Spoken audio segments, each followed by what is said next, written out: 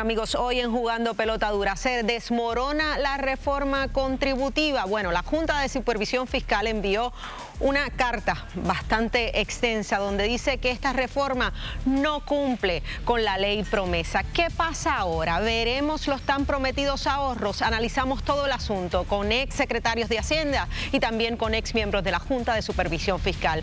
Amigos, en menos de una semana, 3 casos horribles que involucran a menores siendo maltratados. Hoy le damos seguimiento al terrible caso de Toa Baja, donde alegadamente esta menor logra abandonar su casa donde era víctima de un patrón de maltrato horrible. Pero esto no queda ahí. Sale a relucir otro caso en Isabela.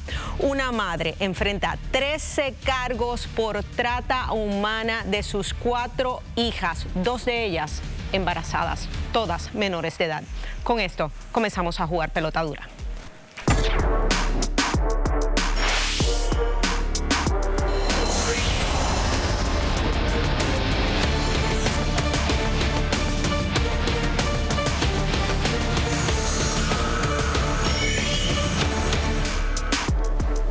Saludos amigos, soy Laisa Torres, bienvenidos a Jugando Pelota Dura. De inmediato les presento al equipo que me acompañará esta noche. Con nosotros está Armando Valdés y Margarita Ponte. Saludos. Saludos. Laisa, ¿cómo estás? Un placer tenerte acá, Armando.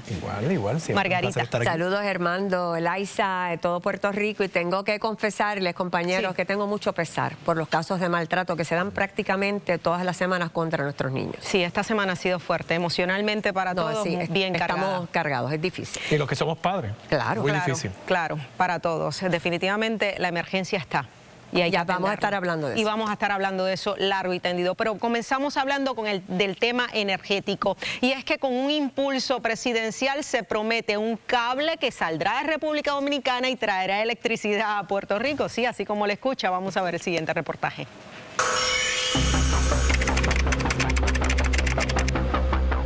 Nuestro objetivo es lograr una reserva fría para el año 2027, creando un excedente que nos permita tender un cable submarino para vender electricidad a Puerto Rico. Esto resolvería el problema que tenemos hoy. No hay un silver bullet que resuelva el problema. ¿Cuánto tiempo se tardaría conectar ese cable a Puerto Rico? Si todo sale bien y todo va avanzando, estamos hablando del 2028-2029. ¿Cuál es el costo? La inversión entera, estamos hablando de $1.000 millones. ¿Le va a costar más cara la luz a la gente? Tiene que ser más barato que lo que le cuesta a Prepa ahora mismo.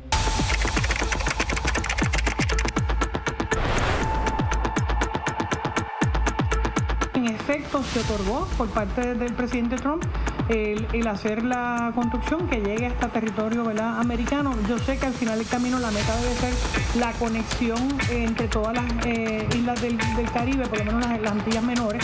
He recibido una invitación oficial para acudir por parte de la embajadora de los Estados Unidos, ¿verdad?, en la República Dominicana, acudir al anuncio oficial, porque todo esto, ¿verdad?, es extraoficial hasta que no haya un anuncio oficial el próximo 17 de febrero, que es la fecha que se me ha dado a mí. Esto no es algo que va a empezar a operar mañana, ¿verdad? Se pronostica que esto pudiera estar completado para el 2031. Bueno, eso es un resumen de la propuesta, ¿verdad?, de este cable eléctrico submarino para transmisión eléctrica. De hecho, tenemos comunicación directa desde la República Dominicana con Tirso Selman, quien es el director del proyecto de Caribbean Transmission Development Company. Saludos, Selman, gracias por estar con nosotros. Muchas gracias por tenerme con ustedes acá. Bueno, la compañía, usted dirige o dirigirá este proyecto ¿verdad?, de tanta envergadura, ¿correcto? Sí, yo estoy llevando a cabo la dirección del proyecto para llevarlo a su plena ejecución. Y este proyecto lo que busca es exportar energía eléctrica desde República Dominicana a Puerto Rico. Yo creo que lo que nosotros buscamos, más allá de la exportación de energía, es traer resiliencia a ambas islas. Es importante entender que este proyecto no, como bien se dijo en los clips que ustedes acaban de mostrar, sí, no es una bala de plata que le resuelve todos los problemas a Puerto Rico, y la realidad es que eso no existe. No hay una solución única que le resuelva todos los problemas a Puerto Rico. Lo que esto hace es que le contribuye a la resiliencia y la confiabilidad del sistema eléctrico de Puerto Rico y de República Dominicana. Tenemos que tener muy claro en mente que aun cuando en Puerto Rico tenemos muchas cosas que se tienen que construir y desarrollar, claro, las conexiones eléctricas, las interconexiones fortalecen a los países. Por ejemplo, si tú ves el caso de Inglaterra y Francia, dos países fuertes, económicamente muy estables, con sistemas eléctricos muy robustos. Ambos están interconectados, no porque uno sea más débil y el otro sea más fuerte, pero porque el hecho de que estén conectados pues le brinda a ambos países un beneficio, y eso buscamos nosotros con Hostos para Puerto Rico y para la República Dominicana. Selman, la pregunta que uno se hace, ¿verdad? Porque somos islas vecinas, conocemos, estamos al tanto de lo que sucede allá. República Dominicana no está exento de apagones, allí se producen apagones, de hecho hubo uno reciente bastante extenso. ¿Hay capacidad de generar energía y tanta capacidad para exportarla? Sí, mira, República Dominicana los problemas de República Dominicana están mayormente en el sistema de transmisión y distribución, no tanto en el tema de generación. En el caso del proyecto Hostos, el proyecto Hostos viene acompañado, o un componente del proyecto Hostos es una planta de generación nueva dedicada exclusivamente para generación en Puerto Rico, de manera que no se le esté tomando generación al pueblo dominicano para producir a Puerto Rico. Sin embargo, lo que veremos en el futuro es que con las inversiones que se van a hacer en Puerto Rico para nuevas generaciones en renovables, vamos a necesitar poder balancear la demanda y la generación. Y el proyecto Hostos va a permitir darle más fortaleza a ambos países y hacer más viable esas inversiones. Pero al punto exacto que tú mencionas, nosotros vamos a tener generación plenamente y exclusivamente dedicada para Puerto Rico. Hábleme del costo. El costo total, los números que se dicen, los sobre 2 millones de dólares, ¿eso es real? Sí, nosotros entendemos que, y por los números que tenemos ahora mismo, el costo de la planta de generación más el cable submarino y todos los elementos que conlleva, tienen un costo estimado de 2.500 millones de dólares. Ahora, es importantísimo que el pueblo de Puerto Rico que está escuchándonos hoy entienda que todos esos fondos provienen de fondos privados. No hay un centavo ni del gobierno federal, ni del gobierno de Puerto Rico, ni del gobierno de Puerto Rico. Esto es un proyecto, un emprendimiento privado, pero 100% dedicado a la resiliencia de ambas islas. Selman, gracias por los minutos compartidos acá en Pelota Dura. Gracias a ti. Bueno, de hecho, para abundar, ¿verdad?, todo lo que ha dicho el director del proyecto y ¿verdad?, las consecuencias o las repercusiones que pudiese tener este tipo de tubo que transporte energía a Puerto Rico, con nosotros Justo González, exdirector de la Autoridad de Energía Eléctrica, también Javier Rúa, primer oficial de Política Pública de la Asociación de Almacenamiento de Energía Solar en Puerto Rico, y también se encuentra Héctor Rosario, exdirector también de la Autoridad. Gracias a los tres por estar acá.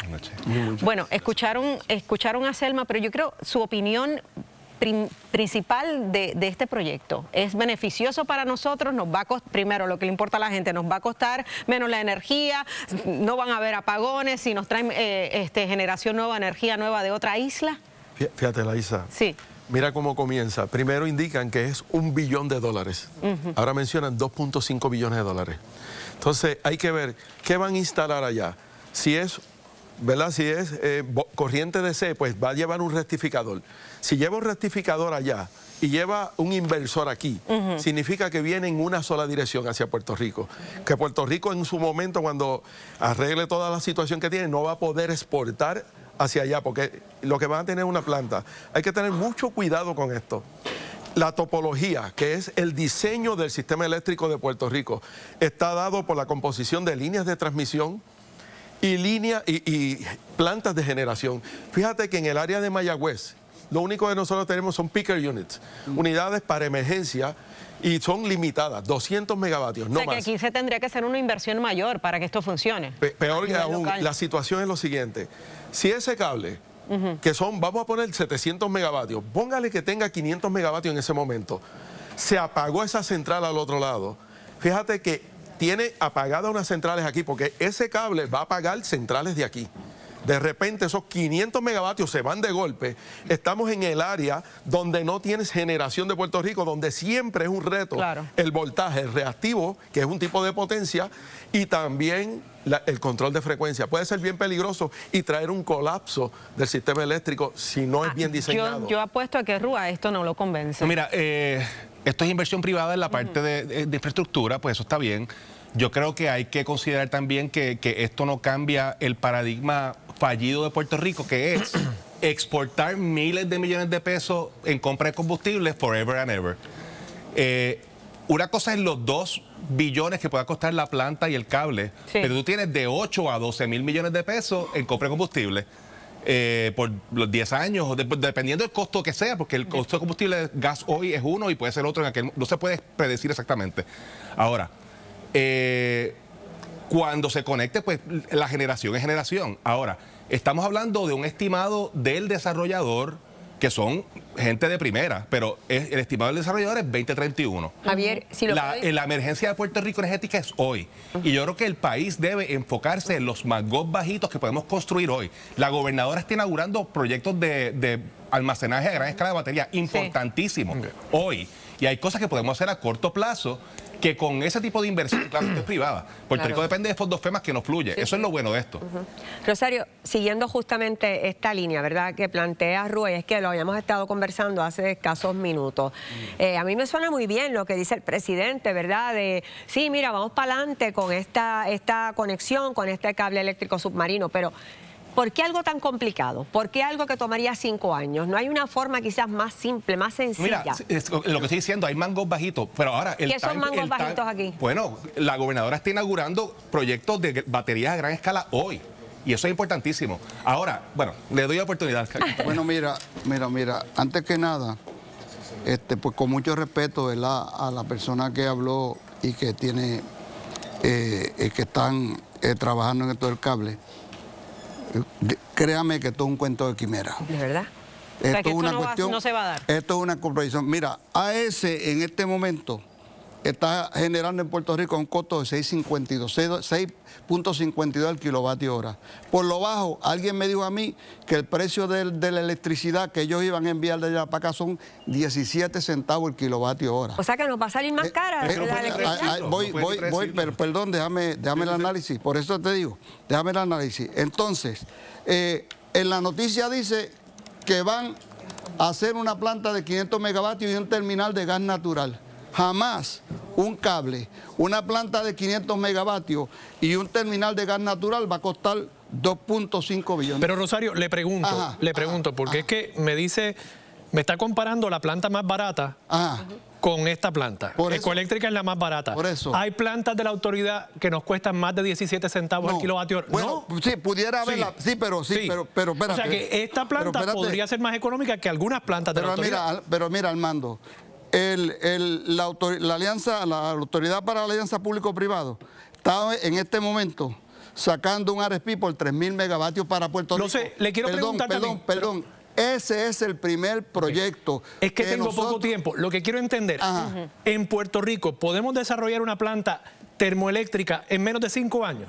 Y dígame la verdad. Yo entiendo que sí. ¿Lo hemos hecho antes? No, termoeléctrica no. No, un ciclo combinado sí. Pero una termoeléctrica no. ¿Cuánto nos tomaría una ciclo combinado? Oye, yo tengo experiencia porque yo trabajé en esos 2 proyectos desde from scratch, desde que se negoció el contrato en AES Ecoeléctrica hasta que se prendió el switch. Uno tomó el de Ecoeléctrica 5 años y el otro tomó más tiempo porque el de carbón, como es un poco más pesado, fue por todos los foros hasta llegar en el Environmental Appeal Board en Washington, que dieron los permisos finales. Pero 5 años en un ciclo combinado, claro que es alcanzable para Puerto Rico. Es apretado, ¿verdad? Pero se puede alcanzar. Y ciclos combinados, fíjate que es lo que va exacto, va en línea con todo lo que hay, la introducción de energía renovable. Pero para la pregunta de Armando, la verdad es que Puerto Rico ni las cosas fáciles la ha podido hacer. Eso es lo que digo, los mangos bajitos que usted dice. Tenemos de ofuscarnos en hacer cosas difíciles. Sí, yo estoy de acuerdo con Javier en eso. Ya hay unos pasos que están dados. Por ejemplo, ya lo que llaman los megagens, cada uno de 30, son 90 megavatios, ya están en gas natural. Lo que hace falta, yo lo digo, ¿verdad? Hace falta un medio de transporte de ese gas natural que sea económico en el área metropolitana y abre las puertas. Y tenemos que pensar, toda planta que entre es a sustituir energía. No es que es ilimitado, yo sigo añadiendo energía. No, aquí hay unos límites que están dados por lo que llaman las corrientes de cortocircuito y también lo que define todo lo que son los breakers que tienen la potencia interruptiva de ellos. Todo eso está limitado y por eso es que ya no es que yo sigo añadiendo. Gracias por la conversación. Yo creo que esto va, así que hay que prepararnos para el tubo de República Dominicana a Puerto Rico. Pasamos con Kimberly. Adelante, Kimberly. Bueno, Laisa, realmente hoy ha sido un día tan y tan fuerte y hay versiones encontradas en caso de menor de Tuabaja. ¿Qué se halló en ese allanamiento? ¿A qué se exponen los acusados? Le brindamos toda esa información. Por favor, quédese con nosotros. Y Junta rechaza la reforma contributiva. Se complica el panorama para la aprobación de la medida. Llegará el prometido alivio al pueblo. Llegan 2 exsecretarios de Hacienda para analizar cómo se pinta la cosa. Y ya no más bebida a los 18, no se vista que no van, proponen medida para alzar la edad de consumo de alcohol a los 21. ¿Esto tiene futuro en la legislatura? Te decimos, quédese con nosotros, esto es Jugando Pelota Dura. Bueno, se ha hablado de la reforma de la policía, pero ¿cuáles son los resultados? Lo que no te dicen, te lo dice Colbert.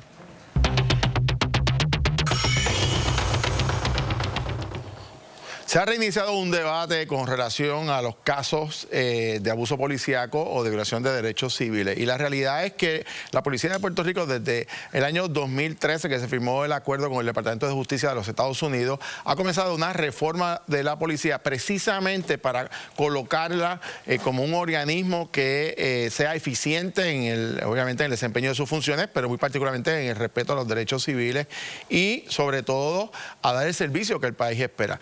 Pero cuando hablamos sobre este particular hay que ir a las estadísticas, si ha habido reducciones o si particularmente la reforma está dando resultados. Y les puedo adelantar de inicio que en efecto la reforma ha logrado importantes avances en la Policía de Puerto Rico, pero muy particularmente en lo que tiene que ver con procesos que tiene que ver con incidentes. Miren estos datos que los más recientes hasta julio del año 2024 se habían reportado 2.400 incidentes donde había querellas de algún tipo de choque o de circunstancias entre policías y ciudadanos. 88% de las querellas o de los planteamientos se alegaban que era de policías hacia los ciudadanos y un 12% a la inversa, es decir, de ciudadanos agrediendo a miembros de la uniformada. Las investigaciones, obviamente, esa cantidad de los que realmente se encuentran fundamentos es mucho menor. De hecho, para ese preciso periodo de tiempo se habían reportado 17 muertes reportadas, algún tipo de operativo policíaco, ya sean persecuciones, intervenciones, muy particularmente utilizando instrumentos letales. ¿Qué quiere decir eso? Armas de fuego. Una de las circunstancias muy particulares, y miren los números, que básicamente se reportaron solamente 3 casos de muertes letales. El promedio en Puerto Rico es de 3 incidentes por cada 1 millón de habitantes. Somos 3 millones de habitantes, así que se reporta aproximadamente 9 casos. Esa es una cifra casi un tercio más baja en promedio en comparación con los Estados Unidos. Usted ve las imágenes de lo que está ocurriendo en los Estados Unidos en este momento, ve incidentes de choques de policía, de efectivos de ICE, de diferentes agencias federales con ciudadanos. Precisamente uno de los señalamientos importantes en la reforma de la policía es evitar ese tipo de conflictos y de intervenciones en donde se pueden violentar derechos civiles, y por lo menos en Puerto Rico eso ha habido una reducción significativa. No quiere decir que se haya eliminado en su totalidad, pero ciertamente ha bajado. Otro de los casos también es la corrupción policíaca que se daba hace décadas atrás. Básicamente en estos periodos de 10 años, entre el 2005 al 2010, se han arrestado 1.709 oficiales por casos de corrupción policíaca, muchos de ellos investigados por las agencias federales, precisamente también con el trasiego de drogas, que es otro de los problemas que hemos tenido, se ha afectado inclusive funcionarios de orden público en los aeropuertos y en otros lugares. Ahora bien, ¿cuál es la situación particularmente donde estamos en el famoso acuerdo del Departamento de Justicia y la Policía de Puerto Rico? ¿Por qué es que ha mejorado esta situación de la Policía de Puerto Rico? Bueno, porque el acuerdo incluye adiestramiento para los miembros de la policía, el uso de armas letales, los famosos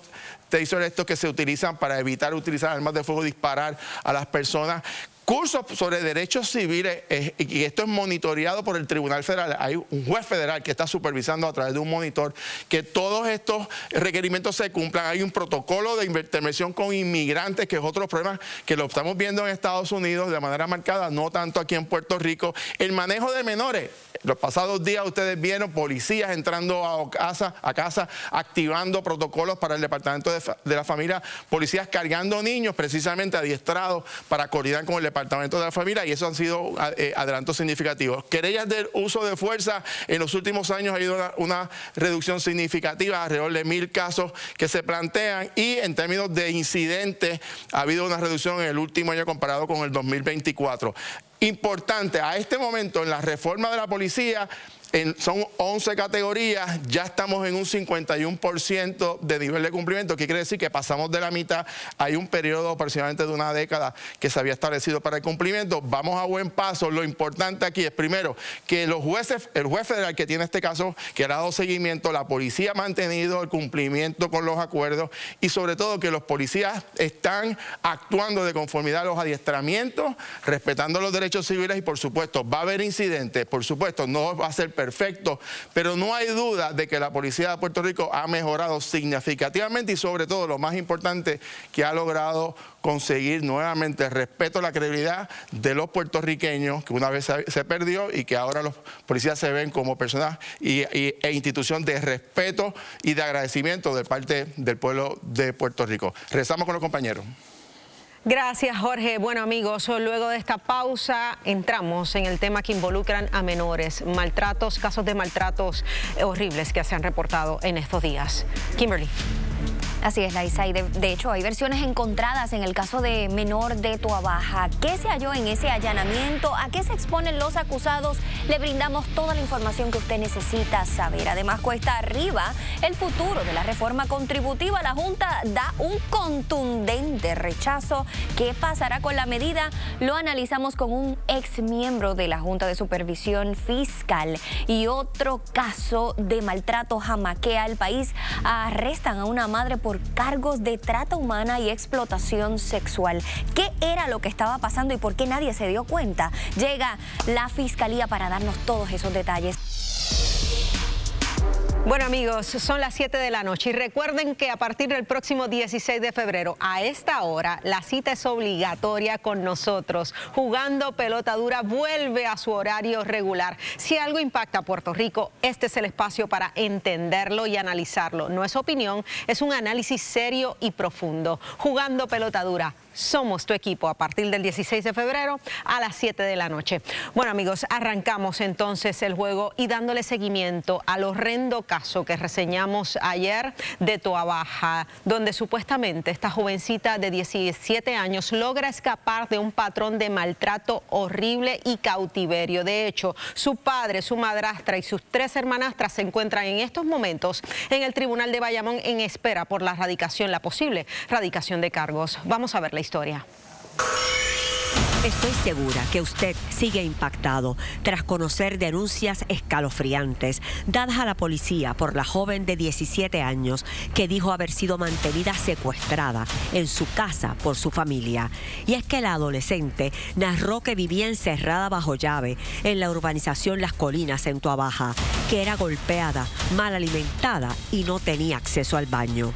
Hoy, los alegados protagonistas de esta historia de terror fueron escoltados por la policía hasta el Tribunal de Bayamón, donde se les radicarían cargos criminales.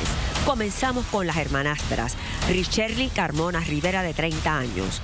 Roselyn, de 24, Sheilian, de 27, Luis Meléndez Pagán, el padre, con 50 años, y Sugeli Rivera Guzmán, la madrastra, 49 años.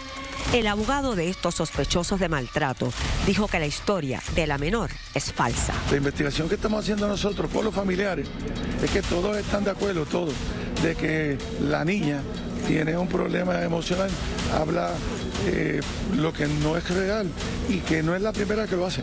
Lo hizo en Estados Unidos mientras tenía la custodia de la abuela paterna, lo mismo, o sea, el mismo incidente, las mismas cosas y el mismo disco. Todos menos el padre de la joven de 17 años comparecieron al tribunal cabizbajos y evitando hacer comentarios a la prensa.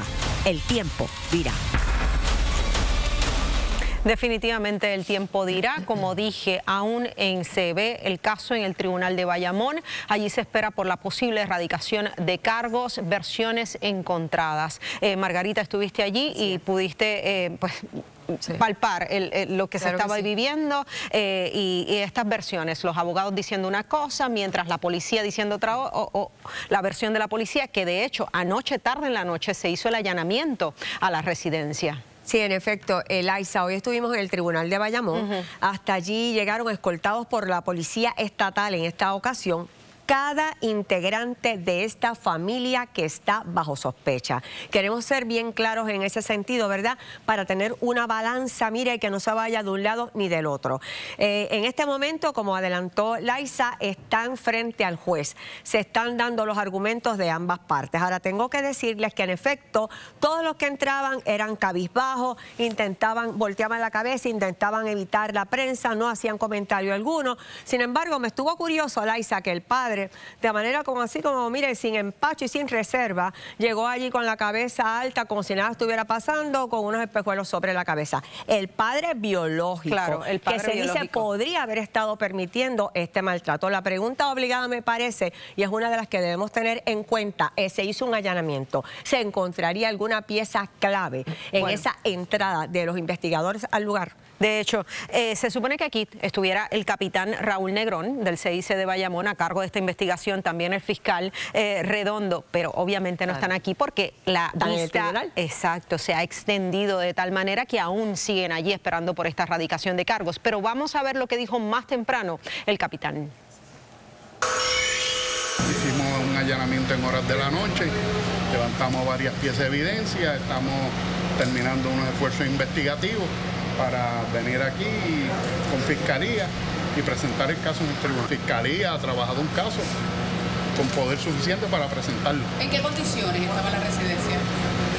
Eso es parte de lo que vamos a presentar y tengo que cuidar el caso, ¿verdad? Porque si no puedo dilucidar el caso aquí con ustedes hasta que no se presente ese caso, tenemos que protegerlo. Fuentes de Entero Crédito apuntan a que lo que la policía encontró en esa residencia da mucho que decir. De hecho, también habló el abogado de las hermanastras que también pudiesen enfrentar cargos. Vamos a escucharlo. Hay unos testigos de defensa específicamente que se van a estar presentando. ¿Declaraciones juradas? Hay unas declaraciones juradas que presentó el Ministerio Público, 2 específicamente. ¿Esto puede extenderse entonces durante la noche? hasta ese es el pronóstico. Como parte de la defensa se estará planteando las argumentaciones o nos haremos eco de lo que dijo el licenciado Antonio Figueroa de la situación que ocurrió con la menor en los Estados Unidos. Con ellas presentaremos las expresiones en cuanto a ese punto. Pero lo que podemos decir ahora es que son inocentes. Bueno, de inmediato analizamos todo este caso con la exsecretaria del Departamento de la Familia, Cianis Rodríguez, también el licenciado John Mercado. Gracias a ambos por estar acá. Buenas noches. Buenas noches. Bueno, licenciado, estuvo anoche aquí. Sí. Vimos el caso, analizamos el caso, los posibles cargos. Hoy está, como dice Margarita, la balanza como que está tambaleándose, ¿verdad? La posible erradicación de cargos porque hay versiones encontradas. Pero usted vio al capitán cuando vino aquí y habló del caso. Claro. Se le salieron las lágrimas con lo que él escuchó que esa niña testificó. ¿Cómo podemos analizar lo que está sucediendo en corte hoy? Mira, para mí esto es una tragedia que se vive en Puerto Rico todos los días. Hay otro caso reportado en Aguadilla, Isabela, sí, que lo vamos a también durante el día de hoy. Este caso está siguiendo su curso normal.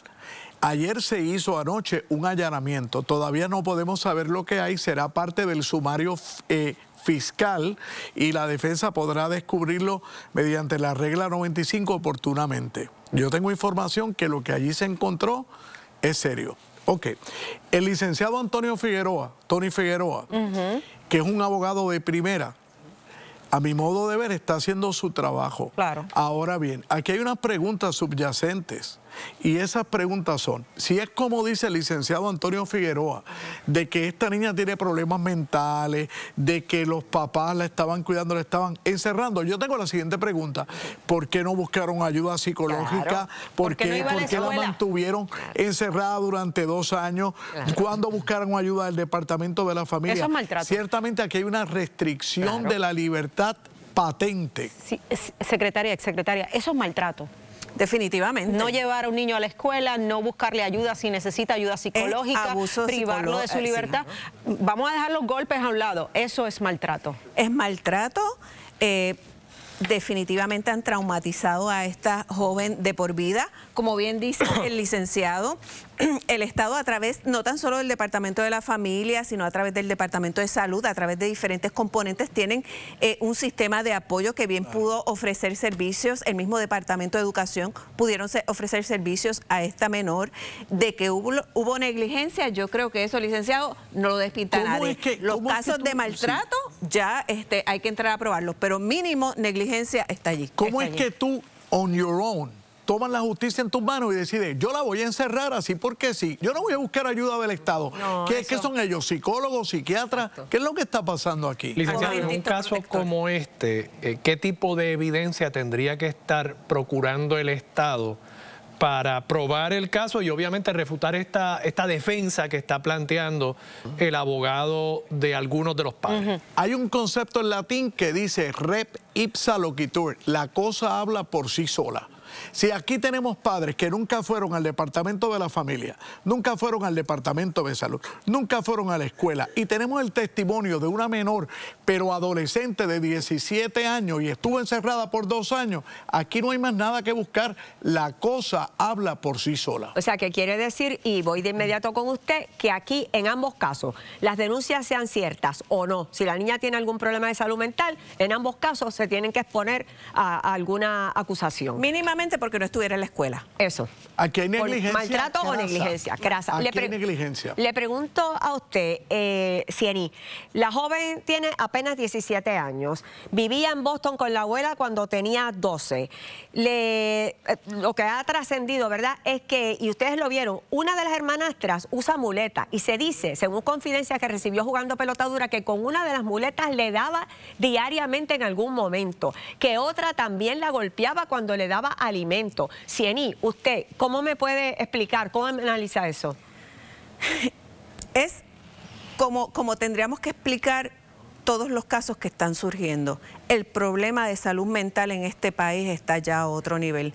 Están floreciendo los casos que hablan lo peor de nosotros como sociedad. Así que ciertamente se ha normalizado la violencia por un lado, la exposición a lo que se ve en los medios, ¿verdad?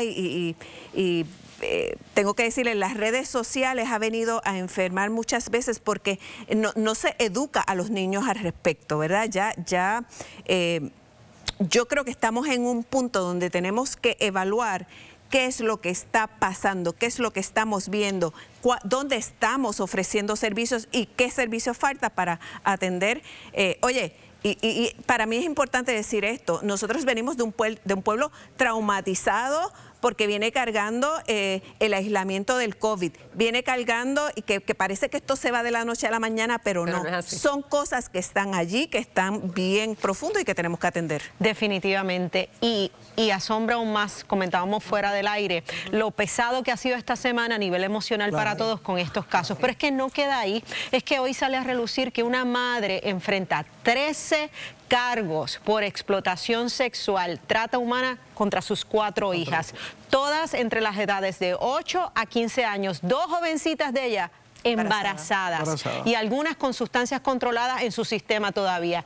13 cargos, una fianza de $325,000 contra esta madre que apenas tiene 35 años. No pudo prestar la fianza, según se informó. Vamos a ver lo que aconteció hoy luego del arresto de esta mujer. Están observando a esta madre imputada. ¿Alguna expresión que hacer sobre estos cargos que se le han imputado? Estamos hablando de sus hijas. Mis hijas saben más que eso. ¿Que tus hijas saben qué? Mis hijas saben que todo es mentira. ¿Que todo es mentira? Sí. Pero estás ahora mismo arrestada por estos cargos. ¿No te arrepientes de lo que has hecho? Estamos hablando de niñas pequeñas. Definitivamente un caso difícil de digerir. Con nosotros la fiscal Miriam Nieves, fiscal de Distrito de Aguadilla. Saludos, fiscal, y gracias por llegar hasta acá. Muy buenas noches, gracias a ustedes por invitarnos. Tiene toda la información de este caso. Estamos hablando de 4 niñas. Eso es así, 4 niñas. De entre 8 a 15 años. 2 jovencitas quedan embarazadas producto de la irresponsabilidad de su madre. Eso es así, si me puede abundar. Bueno, en cuanto a los grandes detalles no puedo abundar en el caso, obviamente, pero ciertamente es una madre de 35 años, de unas menores de 8 a 15 años, unas niñas. Unas niñas. Que las expuso, obviamente, a tener relaciones sexuales. O sea, las prostituía. Prácticamente a una de ellas, por lo menos, tenemos, por eso que se le está radicando el delito de trata humana, porque precisamente a cambio, ¿verdad?, de dinero. De sustancias controladas. De sustancias controladas. Y también drogaba a sus hijas. ¿Verdad? En varios de los hechos se dio que usaron sustancias controladas porque obviamente hubo una prueba que así lo y embarazadas, o sea, es algo que embarazadas. Eso no es usual, fiscal, eso tiene que haberlos impactado a ustedes, a nivel legal, pero a nivel personal, o sea. Es que claro, eso es una tragedia porque se supone que los padres somos los que estamos llamados a proteger a nuestros niños, y obviamente esta madre es la que expone a sus 4 hijas. ¿Cómo llegan las autoridades a conocer de este caso? Hubo una denuncia inicialmente que hace el padre de 3 de las niñas. ¿A qué se podrían exponer? Bueno, el delito es solamente la trata humana. En el caso en el que se le radicó a ella es hasta 50 años de cárcel. Y obviamente después de cumplir esos 50 años, ella se expone a 10 años más de libertad supervisada porque así lo dispone el Código Penal. Le pregunto, ¿esta madre tenía algún récord criminal anterior? Entendemos que al momento no tenía. Ni por sustancias controladas, ni nada por el... Y por eso es que es más lamentable todavía. Las menores embarazadas, ¿cuán adelantado estaba ese embarazo? Si se puede saber. Cuando se hace la denuncia, una de ellas estaba bastante adelantado. De hecho, eso fue lo que atrasó un poco que pudiéramos procesarlo, porque estaba... ¿Quién es más? O sea, nos enteramos de esto ahora, pero si usted me dice que había un embarazo adelantado, un embarazo es notable. Claro. ¿Quién no se percató de esto? O sea, estas menores acudían a la escuela, o sea... ¿Papá? ¿O familiares? ¿Otros familiares? Lo que pasa, ¿verdad?, es que no quisiera entrar en los detalles de la prueba, pero eso en el proceso, ¿verdad? Si ustedes están pendientes a las próximas vistas, que de hecho la vista preliminar es el 13 de febrero, ahí pues van a poder escuchar a los testigos. ¿Pero había algún tipo de restricción de libertad en este caso también similar al de Toabaja? No, en este caso es la trata humana por explotación sexual. Pero quiero decir, la menor embarazada, que el embarazo estaba bastante adelantado, tenía libertad de movimiento, salía de la casa, habían personas que la veían. Sí, pero sí. Es una menor obviamente que siempre está controlada por su madre, porque la más grande lo que tenía eran 15 años. La condición de salud de estas niñas. Ellas están bien, ¿verdad? Obviamente afectadas, porque no puedo decir que están bien 100% porque sería falso, ¿verdad?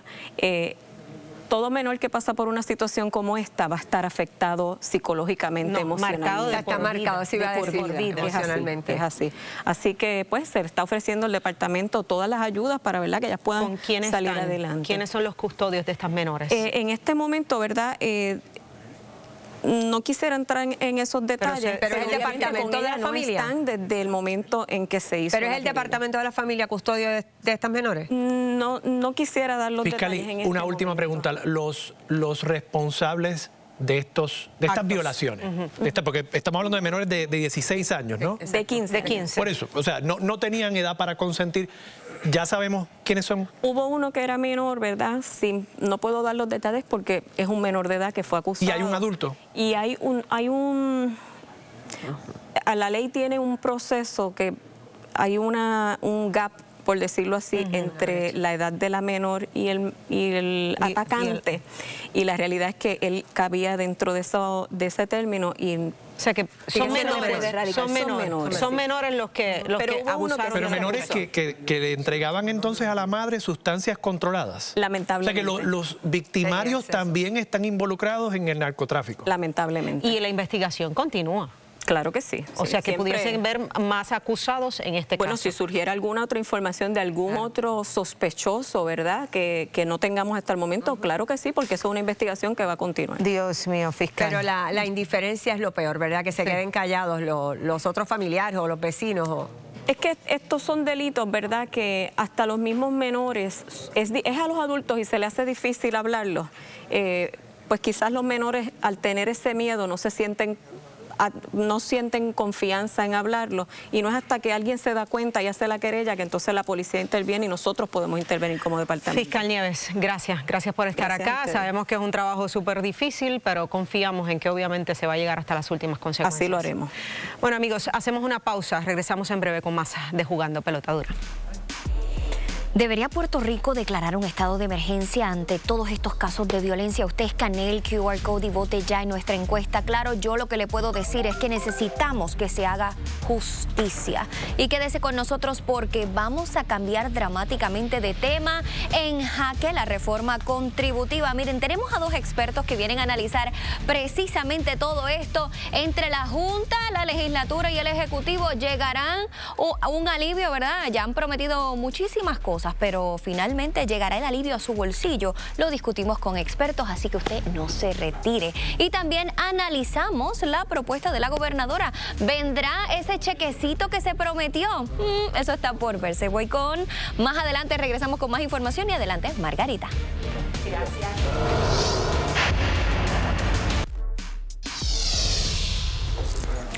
Amigos, regresamos a Jugando Pelota Dura y entramos a temas económicos. Y es que la Junta de Supervisión Fiscal habló, de hecho no habló, envió una tremendita carta que dice que las propuestas económicas que contienen estos cambios a la reforma contributiva no cumplen con la ley promesa. Francisco Párez, exsecretario del Departamento de Hacienda, se encuentra con nosotros. También con nosotros Juan Zaragoza, exsecretario del Departamento de Hacienda. Gracias a ambos por estar acá. Gracias a ustedes por la oportunidad.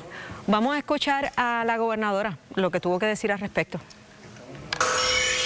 El 9 de febrero va a comenzar el ciclo contributivo de este año para que la gente pueda llenar sus planillas a tiempo. Vamos a estar radicando un proyecto de administración para poder otorgar este cheque de alivio, este cheque de beneficio en este ciclo contributivo. El beneficio que va a recibir en este cheque directo va a ser que si usted tiene menores de 18 años, usted en vez de recibir un beneficio de $2.500 por el Child Tax Credit, va a recibir $5.000, que fue el beneficio que propuse. Esto lo anuncia poco antes, ¿verdad?, de que la Junta de Supervisión Fiscal dijera lo que dijo, que la reforma contributiva tal y como está, así no puede ir. Yo quisiera una reacción de ustedes a las dos cosas que pasaron, pero comenzamos con la Junta, ¿qué te parece? Bueno, era anticipable porque la Junta en el pasado ha establecido que este tipo de medida tiene que venir con una fuente de repago. En la época que Juan y yo estábamos en el gobierno, requería que fuera a nivel de ingresos. Eso lo flexibilizaron ahora diciendo que podía ser de gasto. Pero con todo y eso, esa pieza legislativa no trajo ni fuente suficiente a nivel de ingresos y tampoco vino acompañada de un recorte presupuestario que yo hubiese anticipado que debió haber venido con una enmienda al presupuesto del Fondo General. Esta propuesta que trae la gobernadora de este alivio, ¿verdad?, para subsanar quizás los cambios que ella quería hacer reales a una reforma contributiva. Zaragoza, ¿son viables? Son más viables que la reforma. ¿Sí? Y déjame decirte, la carta no está tan mal. La carta te trae buenas noticias. La carta dice, aquí hay unas nubes negras en el horizonte, cliff de Medicaid puede costar 2.000 millones, no dice el número, aumentos legislados de empleados públicos, fondos federales van menguando. No me traigas reformas que afecten años futuros, porque aquí hay muchas nubes negras. Pero si me las traes de año en año, las veo. Sí, o sea, lo que dice la carta al final es, si es un alivio contributivo de un año que se pueda enviar en un cheque, fabuloso. Si va a afectar recurrentemente, pues no me lo haga. Entonces, ahora, le pregunto, la gobernadora aquí planteaba, y creo que ha habido una pequeña confusión en el lenguaje. Ella dice que va a otorgar un Child Tax Credit de $5,000, que sería un cheque de $5,000, y la gente creo que va a esperar eso y no les va a llegar. Porque lo que es una deducción. ¿Correcto? Sí. Entonces, déjame añadirte, y desde el punto de vista presupuestario, es un reto más grande tú documentar que hay fondos para justificar una reforma, una legislación hacia el futuro, que de año en año. Porque de año en año, pues hay o no hay. O sea que la carta trae malas noticias, pero trae buenas también. Si me lo traes de año en año, los veo. Claro que sí, y ese es el punto, de año en año. Ahora bien, para este alivio contributivo, ¿verdad?, sustituyendo lo que es la reforma contributiva, ¿están los fondos? Hay que ver cuál va a ser el acuerdo con la Junta. En mi época, cuando se logró este incentivo reintegrable, los recaudos estaban por encima de la proyección por más de 1.000 millones. Ahora a duras penas están 100 millones por encima. Los cuerpos políticos treparon el gasto público, eso sin lugar a dudas, desde el cuatrienio pasado para acá. Y en ese sentido, pues yo creo que el contexto es un poco distinto al que dio paso a aquel incentivo reintegrable, y hay que ver qué logra la Asamblea Legislativa, la gobernadora, en común acuerdo con la Junta, llegar a un número que haga sentido y que no ponga en riesgo que esto se vire para atrás y acabe en un déficit. Lo bueno de año en año es que si hay mucho, das mucho. Claro, si hay menos, dan menos. Pero sobre todo, esto políticamente es un palo para la gobernadora. Zaragoza, esto va a sustituir la reforma contributiva. Sí, y cuando te digo que va a ser un palo, es que porque es un cheque. Es que 2 reintegros son mejor que uno. Claro. Ahí está. Y vas a ver 600, 700 mil puertorriqueños que te van a decir, recibí un cheque la primera semana de marzo y otro en abril. ¿Qué va a tener que decir la Junta de Supervisión Fiscal sobre esto? Se va a unir a la conversación el exmiembro de la Junta de Supervisión Fiscal, Antonio Medina, así que ustedes se quedan con nosotros. Regresamos ya mismo.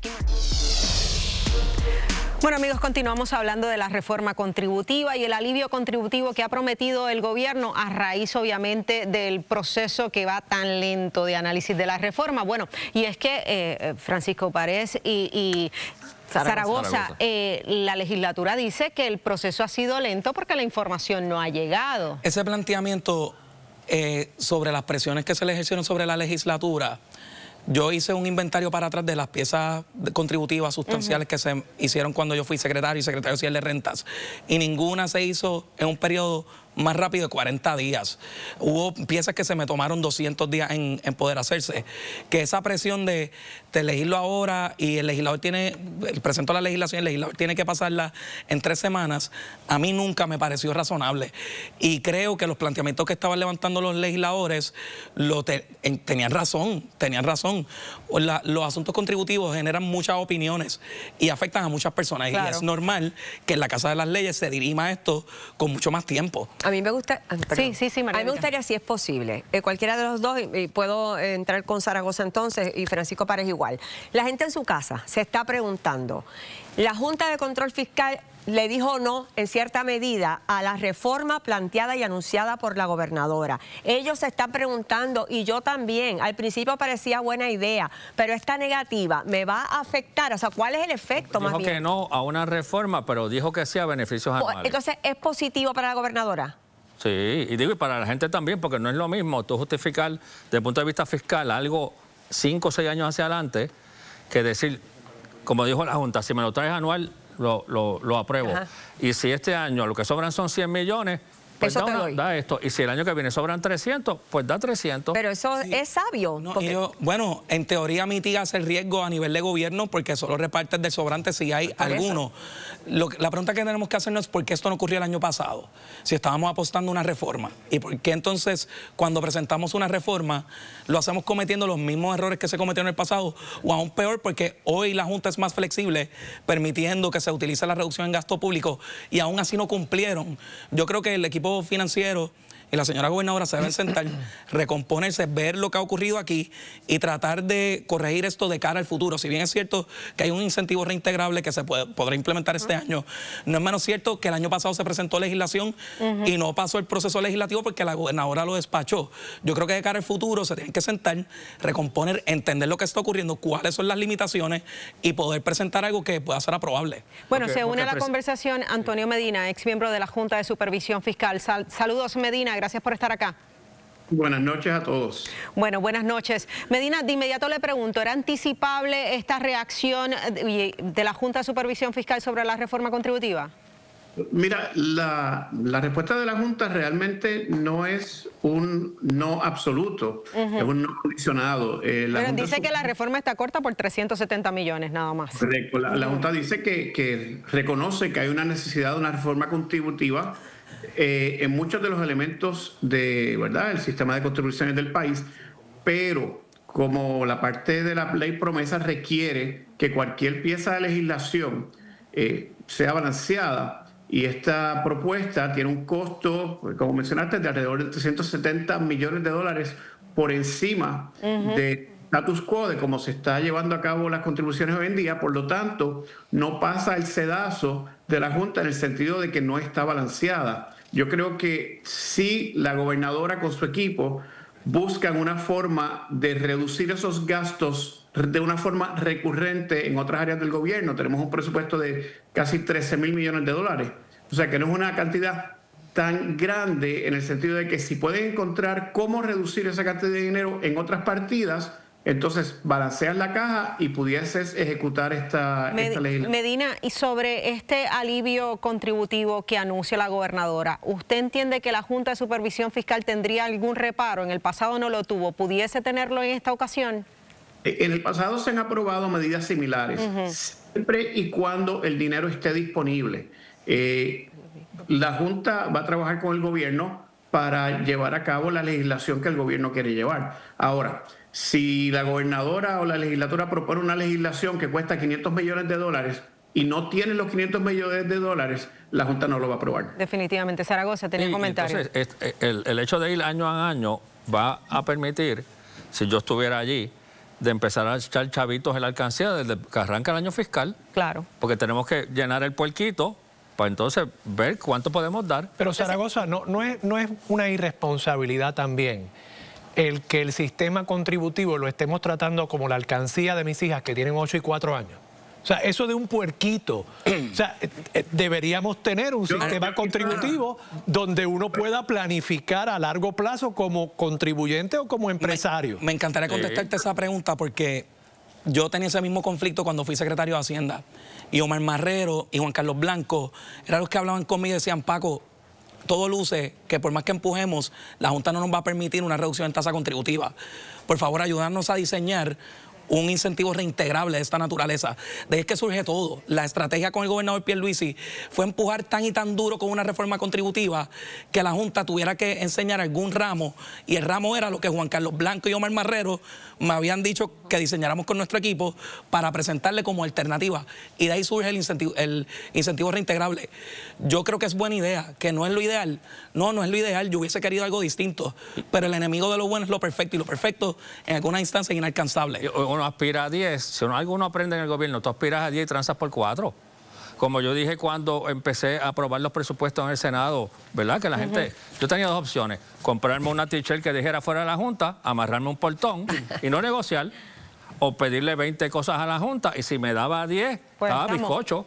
Sí. Medina, ¿tenías reacción al tema? Yo creo que es importante que estamos en un proceso donde estamos comenzando a trabajar en el presupuesto del año que viene, y quizás este es el momento, mirando prospectivamente hacia el próximo año, que se pueden implementar cambios en el presupuesto que redunden ya sea en reducción de contribuciones o en programas como este, aunque sean de año a año, pero en mi opinión todo esto debe ser parte del proceso presupuestario, cosa de que cuando se apruebe el presupuesto en junio ya eso esté en los libros. Bueno, pero Francisco, Zaragoza, el costo político lo va a tener, el no aprobar una reforma contributiva. No, y al final del día... Yo no estoy seguro, porque es que a la gente no le importa.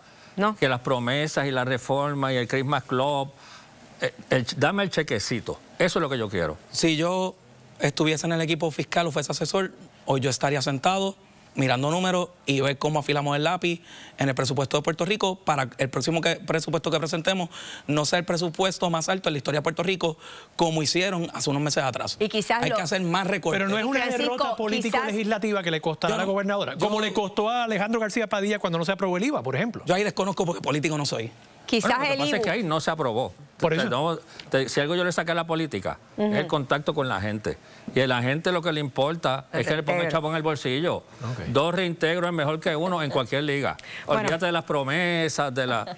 Pared Zaragoza y Antonio Medina, gracias a los 3 por la conversación. Gracias. Continuaremos con este tema más adelante. Kimberly, adelante. Bueno, y ya la gente votó en la encuesta. Claro, debería Puerto Rico declarar un estado de emergencia ante los casos de violencia. Un 88% indicó que sí. Gracias a todos por participar. Y quédense con nosotros porque llega su panel político. Échense para acá. Ya ellos están listos para analizar porque dicen que ya no hay más bebida a los 18. Proponen una medida para alzar edad de consumo hasta los 21. ¿Qué futuro tiene la legislatura? Pues mire, lo analizamos y mire quién llegó. Georgie Navarro está aquí, mira eso, directamente desde España. Oye, tío, ¿cómo le fue en Fitur? Y trae, mira, hasta una carpeta, yo espero ver, mira, todos esos logros, vamos a ver. Quédese aquí en Jugando Pelota Dura, no se lo pierda. Bueno, amigos, como todos los viernes llega nuestro panel político y viene afilado porque los temas están calientes. Si alguno de ellos llega con acento español, me cuentan. Con nosotros, Georgie Navarro, representante por el Partido Nuevo Progresista. Además, la licenciada Anibel Sloan, analista y abogada. El licenciado Adrián González, por el Partido Independentista. Y Nilda Pérez, de Proyecto Dignidad. Gracias a los 4 por estar acá. A todos. Es relajando, Georgie. Nunca la mancha de plátano se me va nunca. Es relajando. Bueno, revés para la gobernadora. La Junta de Supervisión Fiscal habló, parece que la reforma se deforma, como dicen por ahí. Yo creo que no. Y esto va a tener un costo político, Georgie, ¿sí o no? Los pasados secretarios de Hacienda indicaron que lo que está ocurriendo es que al tú quitar lo de las placas solares y de los vehículos, pues se descuadró. Llévamelo año por año y te la voy a la prueba. De hecho, tú vas a radicar ahora el 9 de febrero con lo que tenéis ahora como reforma contributiva. Cuando se termine de analizar en la Cámara y el Senado, ya el 15 de abril viene con la nueva reforma y vas a recibir otro reintegro, así que vas a recibir 2 reintegros. Uno con el que está ahora actualmente, con los brackets de ahora, y con el de $5,000 por dependiente de hijo. No es que vas a recibir $5,000 en un cheque, vas a recibir otro adicional. Así que vas a recibir una doble compensación con esta nueva reforma. El presidente del Senado aduce o responsabiliza, ¿verdad?, al Ejecutivo, porque si no hay información, si no le entregan la información para poder analizar una reforma contributiva, pues de hecho había que esperar esta reacción de la Junta de Supervisión Fiscal. Eso lo dijo Tomás Rivera Schatz. Anibel. Mira, la manera en que la gobernadora está manejando las finanzas del país ya raya en la negligencia y en la impericia profesional. Manejar las finanzas públicas requiere que un proyecto de esta magnitud sea detallado, se haga con rigor, se haga, mira, que esa chequera esté cuadrada al centavo y que esté la información disponible para la legislatura. Si ella pusiera el mismo empeño que pone en viajar, vacacionar, bailar y pasarlo bien, en gobernar bien a Puerto Rico, las cosas serían diferentes y todos queremos lo mejor para el país. El único gobierno que ha dado reformas contributivas ha sido el PNP. Los populares nunca han hecho una reforma contributiva. La historia lo dice así que déjanos trabajar, que los que sabemos de reforma es el PNP. Eso Ustedes no nunca es lo han que hecho... dice Tomás Rivera Schatz. Bueno, tú lo has hecho. Eso no es lo que dice. Oye, ahí el asesor de Tomás Rivera Schatz dijo que hay que dar espacio al Ejecutivo para que pueda dar los documentos como se tienen que dar responsablemente. Lo dijo el asesor de Tommy. Responsabilidad de ustedes nunca han hecho reforma contributiva. El Partido Popular nunca ha hecho una reforma en Puerto Rico. Es la realidad. De hecho, ha sido el PNP. De hecho, está gobernando el país. Pues déjame trabajar. Los que sabemos de reforma somos nosotros. Y la vamos a hacer. Vamos a escuchar a Adrián. Ustedes pusieron el IBU. Vamos a escuchar a Adrián. La prisa, con los votos del PNP, era gobierno compartido. El IBU es compartido entre ustedes. Por favor. La prisa es mala consejera. Todo lo que estamos viendo con la reforma contributiva es el producto de un proyecto que se supone que se hubiese radicado hace un año, que lo prometieron en agosto, que no se radicó entre agosto y noviembre, que tuvieron las vacaciones de diciembre para radicarlo, tampoco lo hicieron y la legislatura trabajó porque yo fui a las vistas del Código Electoral a mitad de diciembre. Que tú no sabes de ahora lo radican tú lo que haces es criticar. Ahora lo radican en enero y quieren que se aplique en febrero. Y eso es lo que pasa. 2 semanas analizando un proyecto es lo normal, pero como tienen prisa, Ahora todo el mundo dice que es que no da tiempo. Bueno, no da tiempo porque los vas a tener dos íntegros, dos reformas y la buena de Jennifer. La Junta dijo que tal como está radicado ya está descuadrado. No es porque sacaron nada. Tal cual se radicó, está corto por 370 millones que lo hemos dicho todos. Lo que pasa es que hoy se añadió la Junta. Muchos fondos para promocionar, obviamente, yo estoy esperando la erradicación de este proyecto. De los famosos cheques, sí, porque básicamente hemos visto aquí como la gobernadora... Ayer lo dijo la gobernadora. Gastándolo, dando propaganda política, tratando de resaltar su imagen. Hemos visto cómo aquí el proyecto emblemático de la administración de Jennifer González se acaba de desmoronar y hacer salir agua. La Junta de Supervisión Fiscal dijo que no podía, descuadraba el presupuesto fiscal que ella misma presentó este año. Para que ella la lea, para que la lea, porque está hablando mal. No es neutralmente responsable. ¿Tú leíste la carta? Yo leí la carta.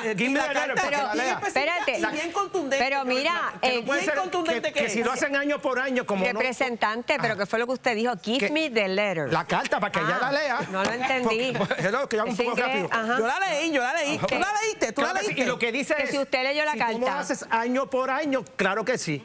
Y eso es lo que se va a hacer. Cuando tengas el dinero recurrente... Eso no dijo Zaragoza, eso no lo dice la carta. Eso no lo dice la carta. La carta no dice eso, eso lo dice Zaragoza y yo discrepo de él.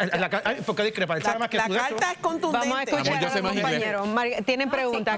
Lo que les quería preguntar, y contésteme por favor el que quiera, obviamente no, el turno no es para el representante porque estoy hablando de la gobernadora. Al cortarle el paso, la Junta de Supervisión Fiscal, ¿verdad?, a la reforma contributiva, a nivel, ¿usted cómo lo ve? ¿Gana o pierde la gobernadora? ¿Gana o pierde Puerto Rico?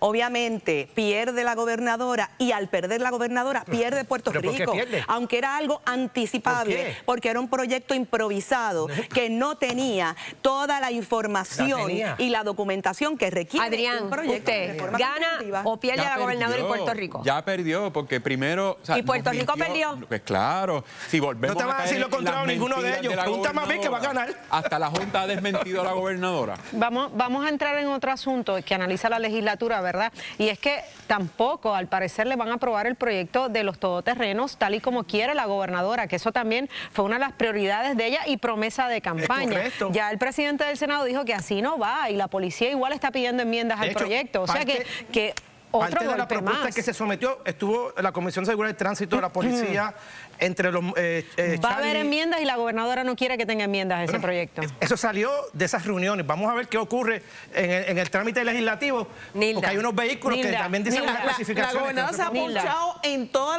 los juegos que ha hecho durante este primer año. Que es la democracia. Oye, eso es una irresponsabilidad. La democracia es eso es una irresponsabilidad. Establecer un proyecto de administración para hacer legal ella no cree en los Londres, aquí no y los todoterrenos en las vías públicas. Eso no está construido para eso y está claro, ya eso está legislado. Oye, y ya Rivera Chat dijo que eso no va para ningún lado. Estos diferentes puntos de opiniones y se va. Adrián, es una irresponsabilidad. Déjame escuchar, Adrián, esto no va. Bueno, ¿cómo tú ves la cosa? La reputación les precede. Cuando el presidente del Senado se tranca y ha hecho quedar mal a Georgie muchísimas veces, las cosas no van. ¿Qué me ha hecho quedar mal a mí? ¿Dónde está el comité? El comité que se creó cuando se generó la guerra entre la policía y los todoterrenos, se creó otro comité que iba a recomendar unas sugerencias al gobierno. ¿Están en ese proyecto recogidas? No creo que eso sea el producto del trabajo de un comité. Adrián, yo tengo una pregunta. En el caso del Partido Popular, cuando se dieron estas diferencias, precisamente eso no sembró mucha tirantez entre el Ejecutivo y el Legislativo, que luego tuvo el efecto de que se le hacía más difícil al Partido Popular gobernar. Estoy refiriéndome aquí precisamente a una reforma contributiva en la época de Alejandro García Nunca Padilla. lo hicieron, nunca lo hiciste. ¿Qué vas a decir ahora? Vamos a escuchar a nivel. Vamos a escucharla. Con permiso, Georgie, con permiso, no me interrumpa, por favor. Ok, gracias. Obviamente, cuando hay una controversia de esa magnitud entre la rama ejecutiva y la rama legislativa, se hace muy difícil gobernar. Se lastima la relación. Se lastima la relación y no solo se lastima la relación, sino que entonces el gobierno se hace inefectivo, ineficiente, porque hay unos tranques que no permiten que se den las cosas para beneficio del país. Yo difiero de ti, Georgie. Cuando fue con los populares que hubo encontronazo, eso es parte de la democracia y eso es parte del trámite legislativo. Georgie, reconoce el que sabe hacerlo, la administración de Jennifer González ha estado dando traspié y no ha sido efectiva. Traspié están dando ustedes, que se te fue tu comisionado electoral al Partido Popular. Traspié tienes tú. Compañeros, te estás quedando sin gente en tu partido. Se te fue el candidato comisionado de todo el liderato. Se te fue para el Partido Popular. Mira a ver qué vas a hacer. Olvin no era de Eso es mentira. Compañeros, gracias. Mire, feliz viernes. Feliz viernes. Buen fin de semana. Feliz viernes. Hablamos de Fitur el próximo viernes, que se nos acabó el tiempo. Y tengo la carpeta con los logros aquí. Tráela Lo que no trae son para los el gastos. próximo viernes.